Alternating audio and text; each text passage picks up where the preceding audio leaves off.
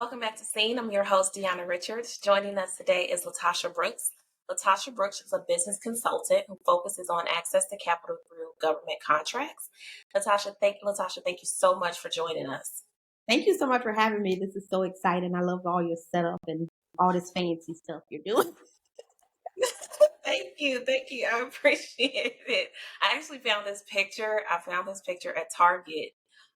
It was $50 at Target, and someone told me that there is a mural in Boston. I believe it was in Boston that looks just like this. And they Oh, sent it to me, and I'm like, oh my God, that is crazy. Completely different artist. so now you got to go visit it because you just I have to. do. I have to go see it in person. Yep. Yes. So LaTasha has been a business consultant focusing on government contracting for well over 10 years now, and you have successfully gotten awarded for yourself and your clients more than 50 government contracts. And one thing that stood out to me was on your site, you said that you have a goal to increase government contract funding by 50% to minorities and women. And that just blew me away. I absolutely love that because I don't think we have enough conversations around government Yes. contracts and the opportunities that are there. So, LaTasha, please talk to us about what government contract funding looks like. So I know, like for me, growing up, nobody liked talking about the government. Government was scary people. Mhm. They were not our friends, and so it was just never a conversation. And so for the longest, I didn't even know I was contracting with the government until I had a matchmaking session, and the lady was like, "What have you been doing?" And we were just having a conversation. She's like, "Girl, you've been working with the government," and I'm like, "What?" And she's like, "You got to change your tone. You got to change the way you're saying things. You got to update all of your stuff so people can know that you work with the government because working with the government is a whole different ballgame." And so then I got very intrigued and I'm like, ooh, and then I started finding out by law, the government have to give a certain percentage to women and a certain percentage to small businesses. And I'm like, ooh, okay, hold on, it's getting even better. And so the more I dived into who is the government, what the government job is when it pertains to small business, because that's me, and what the government do for women and minorities, I'm like, why is nobody talking about this? Why Right, is nobody helping us? Why why right, right. why is our community helping other people get a piece of this pie? And Mhm. so will tell you though, over the decade that I've been doing this, I kind of see why people don't. But then I also know that there's always a positive to the negative. And so I try to focus on the positive because there are some people that are willing to do the work, that's not looking for get rich quick scheme, that understands Right, and really ready to study this customer. Because I tell people this is a different customer. This is not your everyday mhm, customer. This is not somebody you want to get over on. This is not a customer that you want to have do the job. This is a customer that you're going right, to take extremely serious because this customer can change your life and this customer can work with you for the rest of your life. And so when I get women and minorities who understand that, it makes the process so much easier to help change their lives because they understand the beast that we're dealing with. mhm, And so I tell people all the time the mhm. United States is a business just like us. They just Right. $33 trillion in debt, and we ain't. You can't be. Okay. We can't do that. Right. Right. They can afford it. Yeah. So it's just, Right. we have to understand that the government is an opportunity for small businesses, especially women, veterans, minorities, to have an opportunity to do business with them by law to help you sustain and grow and change and help with the economy because that's what small businesses do. We help grow the Right. economy. We make up 46% of the jobs in America. So I just met with the Right. USDA yesterday. I did a 15-minute matchmaking session with them yesterday. And the lady, she's in the business development department. She was like, agencies don't say this enough, but we need you. Just as much as Right. you need us, we need you. And so when you hear people say, I need you, that's a whole different ballgame. Right. because it's very rare that people are letting you know from the beginning, I need you. Once you realize that they need you and you can solve a problem for them, that's when those Right. opportunities open up for you. And yes, Right. it takes work, it takes dedication, it takes a lot of training. They speak a completely different language, and you have to have patience dealing with them. But if you okay with those things, then you need to tap into this customer. This is the only customer that gets 600 plus trillion dollars, no, $1 billion every 12 months. Can you imagine having Wow. a customer that gets 600 plus $1 billion every 12 months, and a percentage of that has to go to you? Mm. It's a no-brainer. Yeah. I don't know no other Hmm. customer that gets that type of money where there are laws in Right. place that says a percentage of it has to go out to small business, and 5% of that has to go to women owned, and a percentage of that has to go to veteran owned, and minorities and micro businesses, which are small businesses, they get a piece of the pie too. Why am I out here fighting for business when I have people that need me and by law have to Right. spend some money with me? It just makes sense. Right.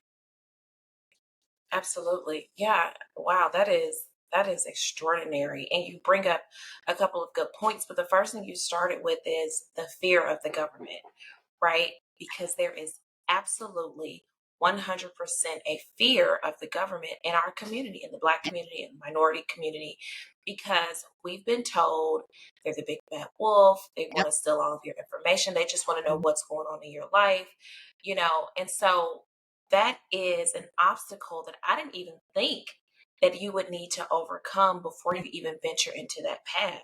Yep. So, how did you address that kind of that fear factor that is embedded in us as a community? And then how do you help your clients overcome that as well? So for me, and I know this might sound cliche, but for me, it was hearing those words, I need you. See, Mm. when somebody tell you that they need you, now it's kind of not so much of you're my superior. Right. I'm bowing down to you. It is like, okay, we are both on this level and we are equal. Right. And there's a problem I saw for you, and there's a problem you saw for me. And I think it has a big part, our mindset has a big part of this, Right. because being a successful entrepreneur, you have to change your mindset, period. Hmm. So Hmm. then working with the government, and now I know that you need me, and I've shifted my mindset. I feel like I'm in position to work with you because I kind of know that at the end of the day, this is going to be a win-win situation. Right. And when it's a win-win situation, you can't go wrong. So as long as I do Right. my part and I show up, then we both win. And the biggest thing is just knowing that we equal. A lot of people Right. are scared of the SBA, which is the Small Business Association. It was them that told me we're business partners. Now hold on, you mean to tell me the biggest people out there is considered my business partner?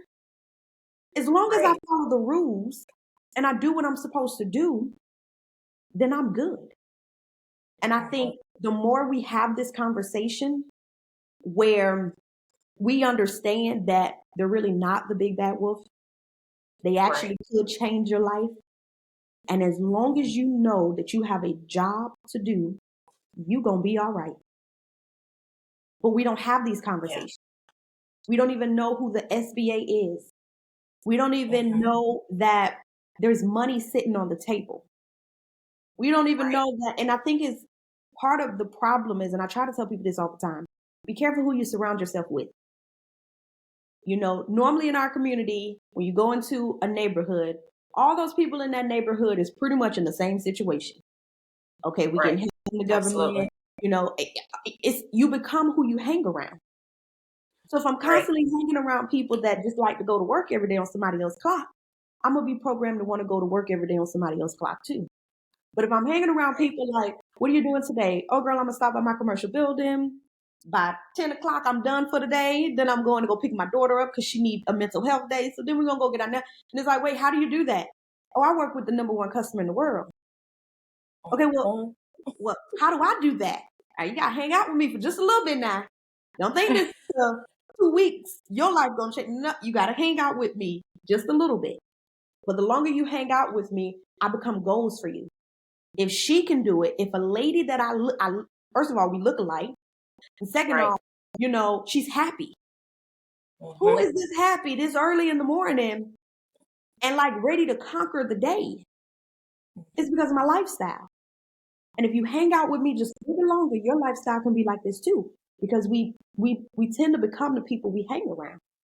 Right. And so I think if we start changing our mindset and start hanging around some different people, we might start doing some different things. Absolutely. And we have to make that choice. You know how you get to pick your friends in life? You can't pick your family, but you do get to pick the people that you hang around and the people that you're learning from and the people that you are deciding that's goals for me, not competition, not my enemy. That's goals for me. Right. And I tend to try to hang around people that are further than me. So it gives me something else to try to get to. Right. If you're always at the top, if you're always in the front, if you're always the smartest person in the room, that's it for you. Mm-hmm. You're not going to learn anything else. You're not going to climb higher. You're not going to run faster because you're not trying to catch up to anybody. Right. And for me, I want more and more and more. And now I'm doing it for my children and my children's children. So for me, it's just a little bit different, but it's because of who the people I'm hanging around. I see more. Every time you think you made it, it's like, girl, no, you didn't. Still got more. It's a journey. Right. Yeah. So the government speaks a different language. They're a different type of customer. Yes. What are some changes that you had to implement in your business once you realized that, I'm working with the government? What's going on here? Right. What are some changes that you had to immediately implement to get yourself up to their standards to continue on this journey of success? Now, I'm very transparent, so I don't even like the fact that you just asked me this because now that's why we're gonna put it all on the table, okay?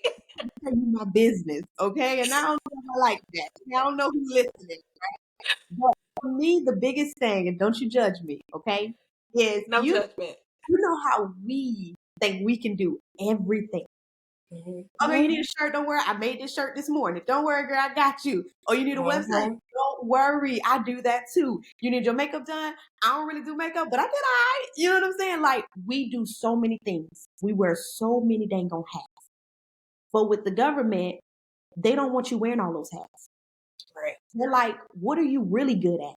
Oh, no, but I can do websites, makeup, I can paint, I can lay floor. No. We're not asking you what all you can do.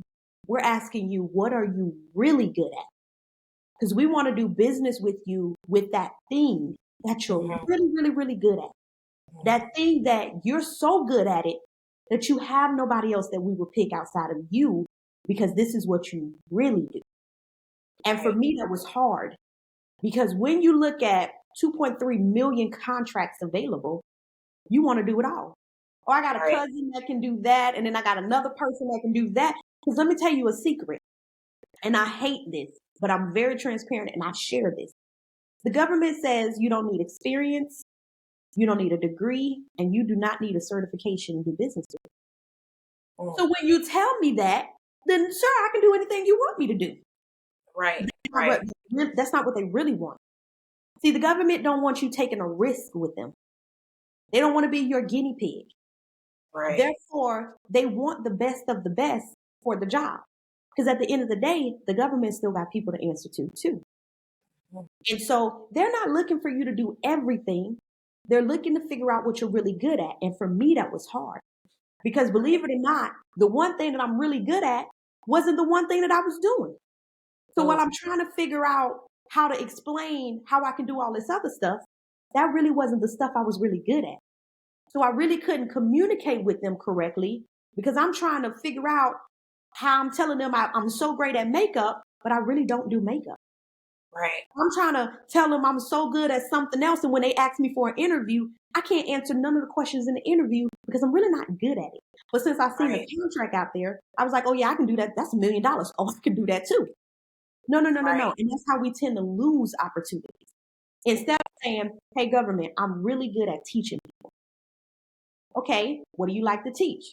Oh, I love teaching people how to work with you. All right, let's see what we got out there for you. Now, when you come and ask me questions about that one thing that I can do and speak on for 30 minutes without a note, now you can tell, oh, she's really good at what she does. Right. And I can hold a conversation with you without me saying, hold on, let me look that up real quick because I really Right. don't know. Now you confident that I can do this job.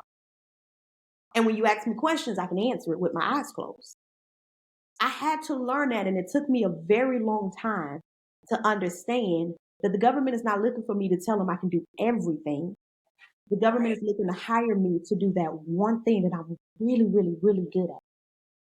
Because at the end of the day, they're contracting with me because I'm solving the problem. Right. But if I'm pretending to solve a problem that I really can't solve, I'm not helping them or me.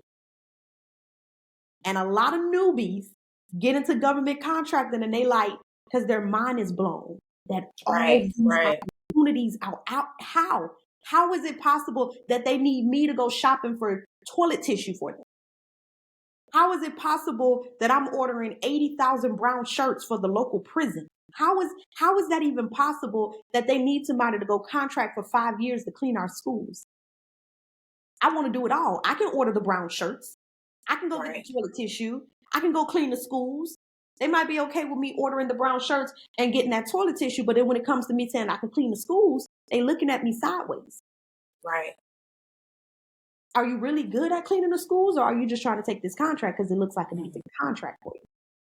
And that's where we go wrong. So I try to tell people, what are you really good at?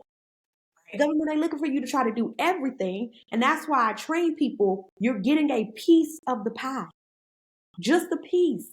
You do not need the whole pie. You can't even handle the whole pie. So it bothers me when other instructors are out there saying, oh, I'm going to give you a $25 million. I'm going to help you get a $25 million contract. No, you're not. Mm-hmm. I can't even do a $25 million contract. I don't even have the capacity, the employees, Right. the structure, the mindset for $25 million. You're giving me false hopes. Right. Start Right. me out with a Wow. $10,000 contract. Then let me build up to a $25,000 contract. Now let me touch a $100,000 contract. Then give me a couple of those simplified acquisitions, $250,000 contracts. Now let me be a big girl and go after $1 million contract. Or you can just play with 4 simplified acquisitions and you still got $1 million worth of contracts. Mm-hmm. We don't have people teaching it this way because we have people saying, hey, let me help you get rich quick and get a $25 million Right. contract that you never, ever, ever going to get. Because again, the government don't want you to be that guinea pig. They're not giving you a $25 million contract if you've never Right. even touched $10,000. They're not even if you try to contract with some of these other agencies, you have to hit $1 million in revenue first before you can even touch and talk to those type of agencies. So sometimes we be given false hope, which really messes with us.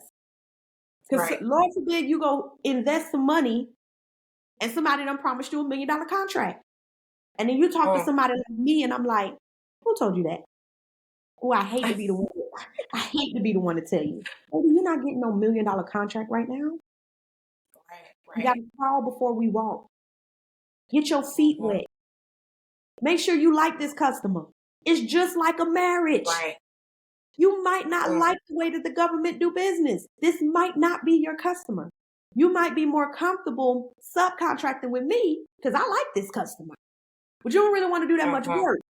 So since you don't really want to do that much work, let me just give you a piece of my work. You can still make your money and be happy. So that's why I'm like, you gotta be careful what you ask for. Because just like a Right. marriage, you gotta work 10 times harder to wake up every morning to that same person that you gotta love because you said I do.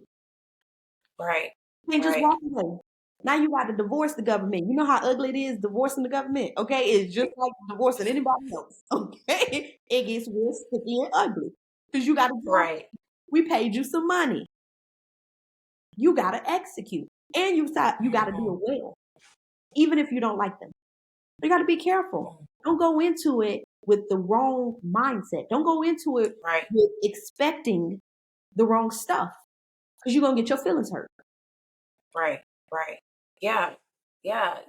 I mean, saying that, coming to the realization that even if you are good at a few things, it is imperative that you hone in on that one thing that you are excellent at.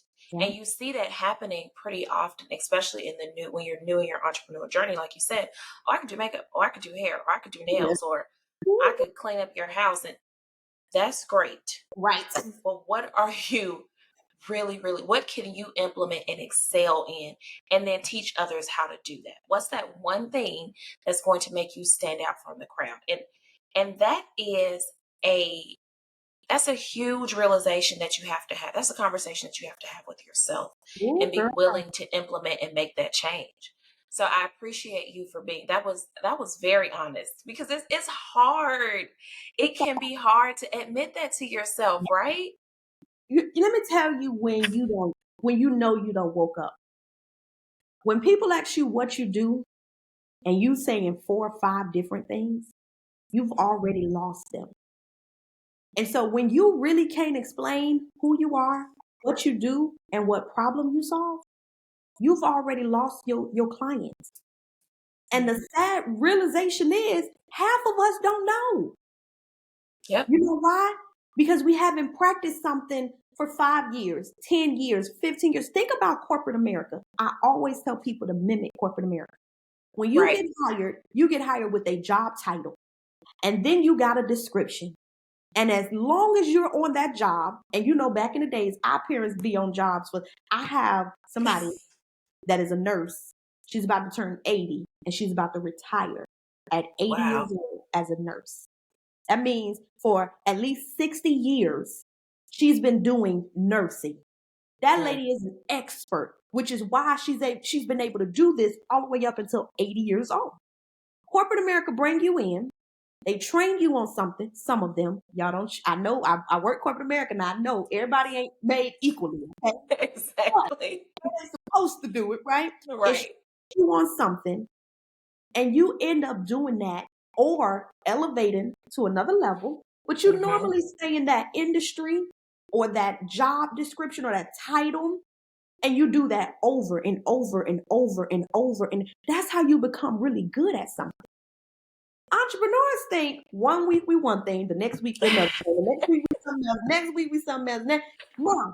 Mothers, we have to wear those hats, right? Right. That's why women are so bad at being entrepreneurs because we do the same thing that we do in our motherhood, where we just switch the role every day.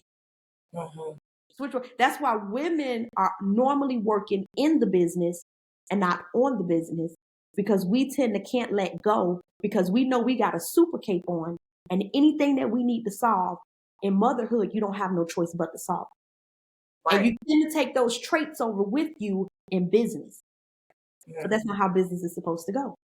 Because in order Yeah. for you to be really good at something, you got to keep doing it over and over and over and over and over.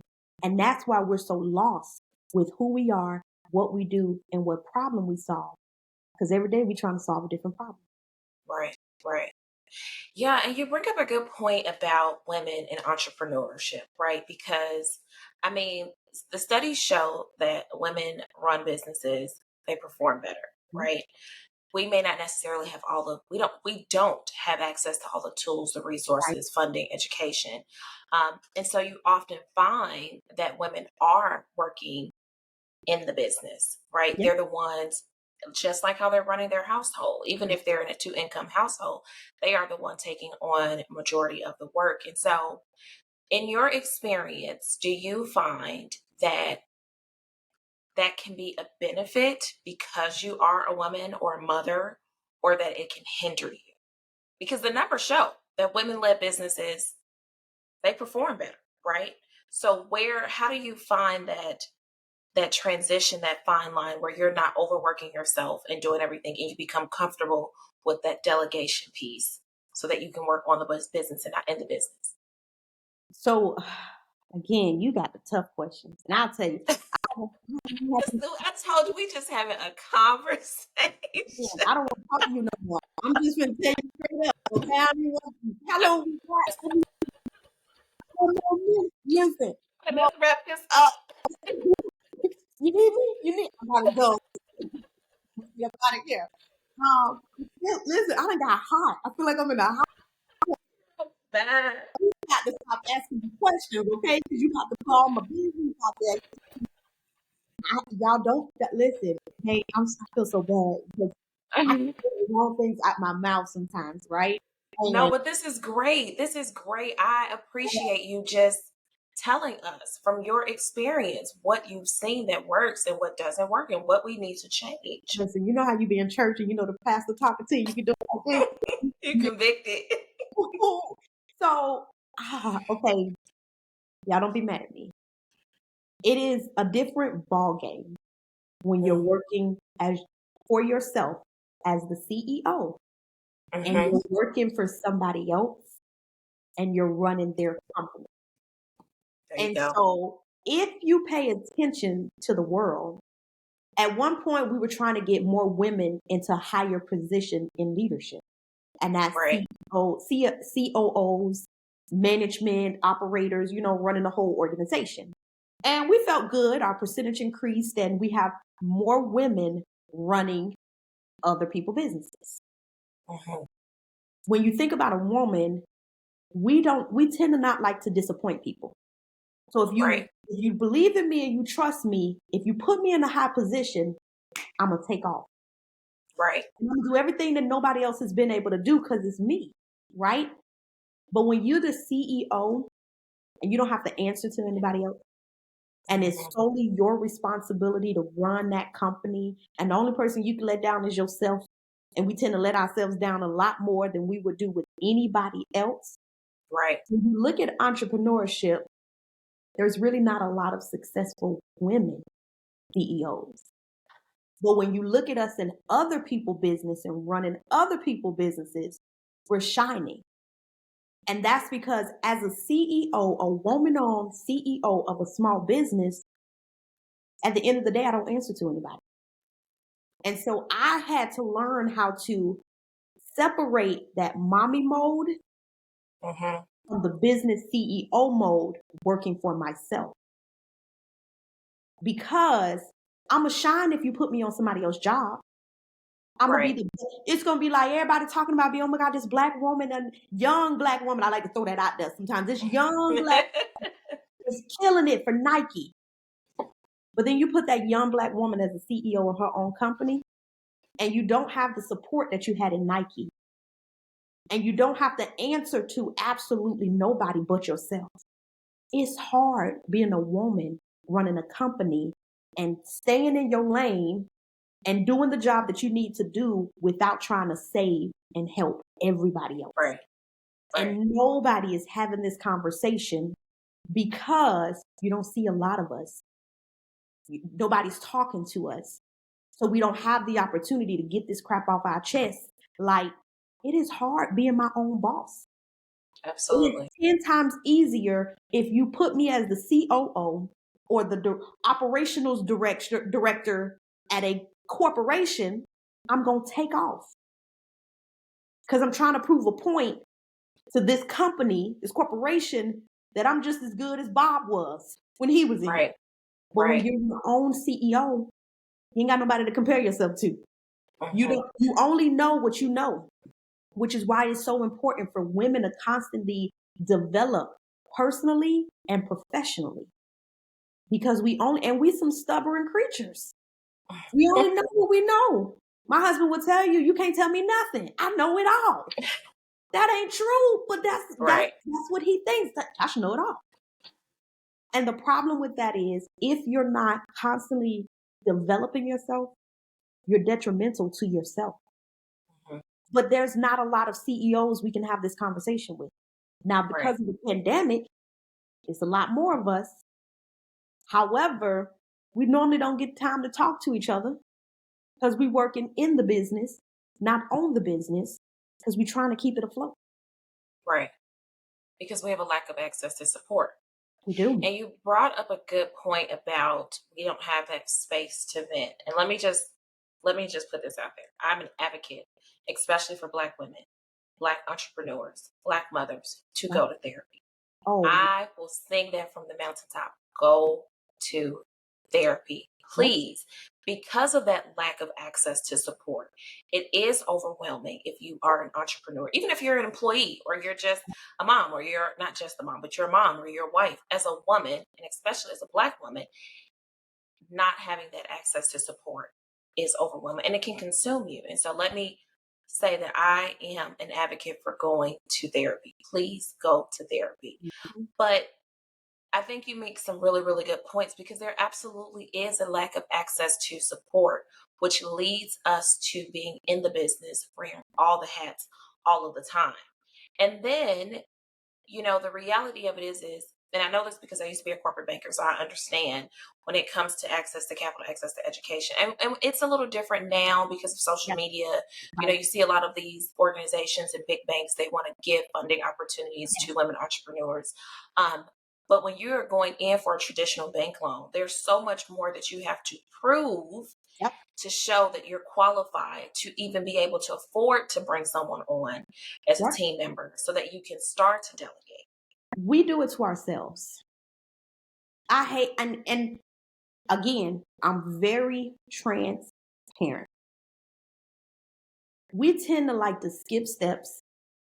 We tend to like to not do things the right way. We tend to like to take the easy way out. I did it this morning. I was on the phone with my school. We were trying to figure out my schedule. I said, just give me the easy classes. All I want is the easy. I don't care what classes you pick for me. Just give me the easy classes. We tend to in life want to do whatever's quick, easy. That's why so many of us is getting scammed right now. And so many of us is making emotional decisions because we've been trained to do things a certain way. Hmm. I always tell people the government is not asking you for anything you should not already have. Right, You should already have a business bank account. You should right. already have a legal registered business. You should Hmm. already have an EIN. You should already have a business plan. How do you know the plan of your business if you never took a moment to sit down and write one? When you Right. go into the banks, they're asking you for the same stuff that you should already have. But because we got on YouTube and Sam said, don't worry about that, just go to these 5 banks and they ain't gonna ask you for no documents. Now we took the easy way out. Hmm. But then when somebody truly asks you for that document, you don't have it. Sometimes we do it to ourselves. Get that stuff done the first time. That way, if Right. you go to Bank of America, Truist, KeyBank, it don't matter what bank you go for, they all asking for like the same things. Let me see your profit and loss sheet. Let me see your business plan. Let me see the last 3 months of your bank statements. These people not asking you for stuff that they didn't say, let me see your mama birth certificate. They asking you for stuff that you should have as a business owner. So Hmm. instead of us like, I'm gonna start this business, but I'm gonna skip opening up a business bank account. But then what happens when you're trying to go to these lenders and get some money from them? They need to see that you knew how to make business and you're not, money, and you're not commingling funds and you ain't pulling the business money out of your personal bank account. Right. We just got to do things right. And if we start training ourselves, because remember, the only person you got to answer to is you. So it's easier for you to go down the wrong path because you ain't got nobody over your shoulder like, hold on, like a Coach Brooks. You ain't got a Coach Brooks saying, hold on, did you finish that checklist? Well, I ain't really have time. Yes, you do. No, you Right. absolutely have time. Finish this checklist. So then when we try to go and do part B or part C or phase 2 or phase Hmm. 3, we have everything that we need. A lot of people don't get their certifications. You want to know why they don't get their certifications? Government asks for taxes. Mm. Maybe every year you should be filing taxes. Right. Every single year. I have a client right now that ain't filed her 990. Man, you got to file your nonprofit documentation if you want to ask some people for some money. Absolutely. But we tend to skip these steps. Now, it may be because we just don't know. There's But definitely lack of education. it's a lot of free information out there. And sometimes we tend to not even take a moment. Like me, when I'm cleaning up on Saturdays, guess what I'm doing? I'm listening to a podcast, or I'm watching my all these subscriptions that I'm a part of. I'm watching the replays. I'm using my time wisely. I'm multitasking. I got to do what I got to do because at the end of the day, it's me that's going to make this money for this company. Right. And some of us, again, it's the mindset thing. We rather get rich quick because for some reason we think that that's going to change our lives. When I haven't found a get rich quick scheme yet that works. So if anybody listening find one, please send me an email because send the link. Send me the link. I'm ready to pay, okay? But I ain't found one that Right. works yet. So you might as well just stop trying to get rich quick and just do stuff the right way. Because at the end of the day, when a big opportunity come up and you can't get it, how you mad at other people? You got to be mad at yourself. You chose not to do the work. That's just like you buying a course. You tell me that course ain't helped me. Well, what did you do? Did you watch the videos? Right. No. Did you practice anything? No. Then what you thought was gonna happen? You got to do something in order for it to work. Right. Sometimes we do it to ourselves. Yeah, I mean, there's definitely some education. I found that there's a lot of groundwork that needs to be done in the entrepreneur journey. In addition to the lack of access to capital, lack of access to resources, there is a lot of groundwork that needs to, that needs to happen, especially when you're venturing over into an industry that you're in, when you have a customer that's like the government. So, with your program, talk to us a little bit about how you get someone ready and prepared to be awarded government contracts. So in the government world, because they speak different language, they call it Right. procurement ready. They want to make sure that if they award you something, you're not going to not be able to get paid because you don't have a business bank account. And so the very first thing that I do with any of my clients is I get them contract ready. We go through some trainings. We go through some terminology. We go through the structure of your business being on point. Because the one thing I tell people, if the IRS come knocking on my door, I used to didn't like the IRS for a very long time. Now, I don't care nothing about the IRS. If the IRS come Right. knocking on my door and they say, Coach Brooks, you owe us $50,000. Now, I used to say, I'm going to just give these people their $50,000. I don't say that no more. I'm not no fool. Okay. I got two business. I got a CPA. I got an accountant. I got a tax advisor. I don't say Right. that. They the government. I don't trust them. Right. So if they say, Coach Brooks, you owe us $50,000. All right. Let me get you with my people. Y'all work that out. Whatever the final number is that they say I owe them, let me just pay these people and be done. Because at the Right. end of the Get day, it if over with. anybody come knocking on your door, you need to be able to answer it. So if Right. you get all your stuff done, I don't care who comes knocking. You prepare. Hold on, let me get my people, and y'all go and take care of that. So that's the first thing I do with people. Let's make sure that if anybody comes knocking, you are ready. Once we get Right. ready, then it's more so of it's 2.3. Yesterday it was 4 million contracts out there. Now is let's go source these contracts. Now let me tell y'all something. I think the most contracts I ever been through was about 600. If you think you're gonna go through 4 million contracts, you're wrong. If you even want to try to go through 4 million contracts, you ain't got enough things on your plate to do. Because a lot of us Right. don't even have time to sit down and go through that many contracts. So then the second phase of it is teaching them how to find the contracts that they fit perfectly. And then it's about writing and responding to that contract, building relationships in the government arena because 80% of this is all about who you know. It's a Absolutely. lot of money. So I'd rather give the money to somebody that I like, oh, Coach Brooks, oh yeah, give her that contract because don't worry about it. She gonna take care of it. Her track Right. record speaks for itself. Versus, hold on, that company just was registered last week. We don't see nothing online about. We ain't got a Google review. They ain't got no LinkedIn. They social media is all private and locked. How can we build a relationship with this person when we don't know this person? Right. Or The mere people out there that's running from the government, we got a couple multimillionaires, they ran for the government for the longest. They felt like, oh, I'm a multimillionaire. I don't need no government money. Baby, Amazon contracts with the government. And Amazon pays Mm-hmm. $0 in taxes. Mm-hmm. So if Amazon is getting a piece of the pie, that means everybody need to get a piece of this pie. And so once they source the contracts, they write the contracts, then they start building relationships, then they create a roadmap.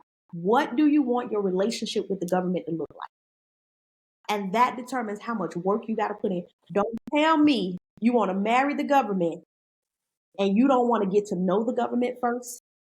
You don't want to put in the work to get a nice bond with them, meet all their family. That's all the ages. Meet Mm-hmm. all their family, trick them to make you think you're the best person in the whole wide world, and then get the government to put that ring on it. And then y'all Right. still got to get to know each other, and then go to bed every single night, because you're working on government contracting stuff. Right. And then making sure that relationship stay happy, which means you do your part, government, I do my part, we live happily ever after. But you can't say you want to marry the government when you're not even giving your business 1 or 2 hours. Mm-hmm. And marrying, we 24/7, to be honest with you. Right. 24/7. Now, if you say, I just want to occasionally date the government, you still got to put in some work. You still got to get to know them. You still got to like them. Right. You don't have to love them, but you at least got to like them. Then if I just want to get one contract coach, I only want a one-night stand. You still got to get to know them. And that's the part that people don't understand. They're like, I just want one contract. You still have to do work. Right. So depending on what type of relationship you want with the government is going to determine how much work you got to put in. And it's like anything else in life, you got to put in some work. You got to bid, you got to source, you got to learn, you got to take training. I am over a decade in and I'm still matchmaking. That means me and the agency is sitting down trying to get to know each other, trying to see if we want to work together. I'm still taking trainings. I'm still traveling all over the United States to shake hands with decision makers who can make government contracting 10 times easier for me. Right. I'm still bidding on contracts. I'm still being told no. I'm still getting my feelings hurt. I'm still asking them when they tell me no, why you told me no. That's one thing I like about the government. When they say, oh, I'm so sorry, I awarded it to Billy. Can you tell me what I did wrong? Can you tell me why I wasn't as strong as Billy? Because then that's how you grow. Right. That's how you get stronger for the next opportunity. So I'm still putting in work over a decade in. So if you think that this customer is a customer for you to just come in and get rich quick, you won't last long. Not at all. Yeah. This is a lifelong journey. Lifelong journey. They ain't Absolutely. going nowhere. I ain't going nowhere. I mean, hey, we just found a contract yesterday that was awarded in 1984. It was awarded before I was born. Wow. And it was a $208,000 contract. And it kind of it did something to me because I'm like, wow, they are really giving away contracts back in 1984. Do you know in 1984 how much money $208,000 was? Can we go back to that time? Right. Jesus, that's a whole Get those prices back. Girl. But again, Yeah. this customer ain't going nowhere. They're not going anywhere. I'm in a history class right now, and they was talking about government contracts in the 1800s. In a history class. This is the best customer you can ever have. Get your crap together and start working with them. It's a long game. Yeah. Yeah, absolutely. This was such a great conversation. This was a hard. Very informative. No. This was very informative. You just wanted to call my business. You knew what you was doing when you was asking questions. Girl. No, but I appreciate your candor and your honesty because this is what people need to hear, right? People need to hear the truth and really understand what it takes to build a business, to be a successful entrepreneur, however you measure success, Right. And put yourself in a position where you're not having to work a 9 to 5, if that's what you choose, Right. which there's absolutely nothing wrong with working a 9 to 5. Please get your money. Yeah. but these are the steps that you need to take. And so, LaTasha, please tell the audience where they can reach you, where they can find your program, how they can work with you. Money Bags with 2 G's, 623 across every platform. You probably have already seen me. My sister called me the other day and she said, "Girl, you popping up everywhere." And Good. that's so good. That's how the algorithm works. It's a social media work. But you can find me on any platform, Moneybag623. Now, I am not one of those YouTube people. So if you go on to YouTube to get content, you might want to try TikTok. Try TikTok and Instagram. But I do have a YouTube. I'm just not a YouTuber. So Yeah. I need to though, because I'm monetized on YouTube and I don't even use it. See what I mean? Right. See, you've been leaving money on the table. You can't be doing that. You know what? I can't get the whole pie. As long as I get a piece of the pie, I'm all right. That's right. It's nothing wrong with that. And what's the website? www.latashabrooks.com. Absolutely. And I'm Diona Richards across all platforms, LinkedIn, TikTok, Instagram, and whatever else is out there. Diona Richards. LaTasha, thank you so much for joining us. It was great talking to you. We look forward to seeing an insane amount of success. I really, really would love to see you reach your goal in increasing, for the minority and women in the government contracting space by 2026. That's a very aggressive goal, and I wish you the absolute best of luck and success in your journey. Thank you so much. Absolutely. Okay, don't hang up. I'm going to end it here, but don't hang up.